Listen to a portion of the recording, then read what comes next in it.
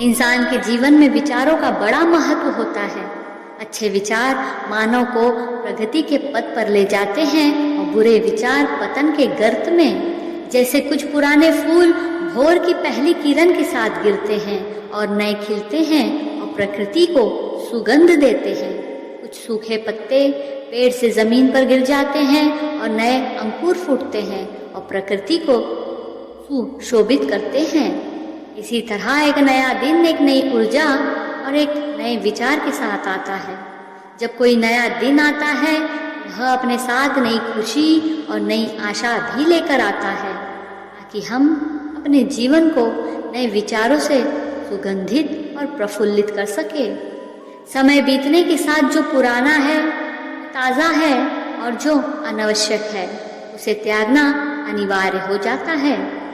अर्थात अगर हम अवगत हैं कि हमारे अंदर क्या चल रहा है, हम क्या सोच रहे हैं, हमारे अंदर क्या ख्याल है, फिर हमें यह देखना होता है कि अगर वह ख्याल सकारात्मक नहीं है, वह ख्याल किसी काम का नहीं है, तो उस ख्याल को पकड़ कर रखने की ज़रूरत नहीं है।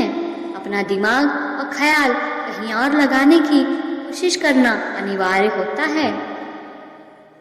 जैसे सफ़ेद संगमरमर को रोज़ाना सफाई और धुलाई की ज़रूरत होती है ताकि इसकी चमक बनी रहे, उसी प्रकार मनुष्य के मन को भी प्रतिदिन अच्छे विचारों और सत्संग के रूप में साबुन से साफ करने की ज़रूरत है, ताकि बुरे विचारों की गंदगी को साफ करके जीवन को उज्ज्वलता और चमक दी जा सके, विचारों की कुरूपता को दूर किया जा सके।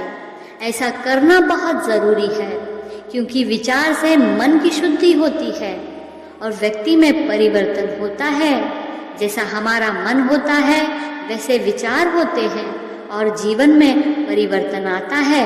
उदाहरण के तौर पर जैसे बैलगाड़ी के पहिए बैलों का अनुसरण करते हैं, वैसे ही हमारे जीवन की समस्त गतिविधियां हमारे विचारों का अनुसरण करती हैं।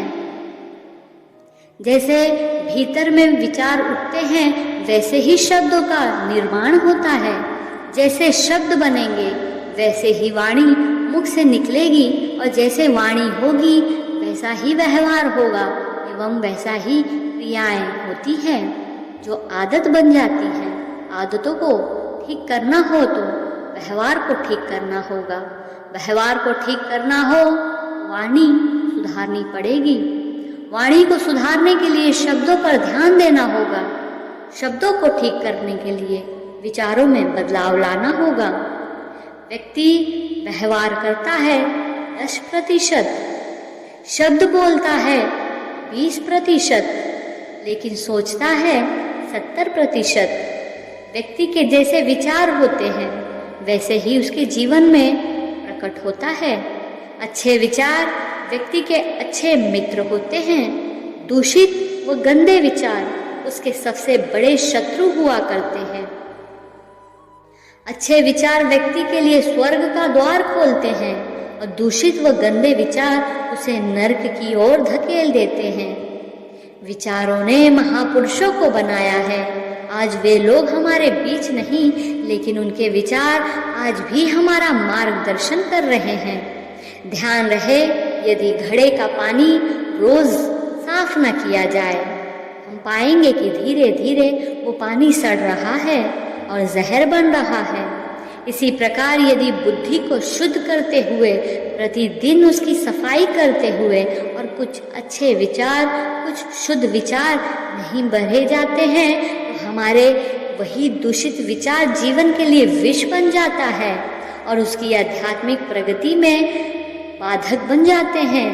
इसलिए सदा सत्संग की शरण में रहो, जिससे हृदय की पवित्रता और विचारों की पवित्रता बनी रहे।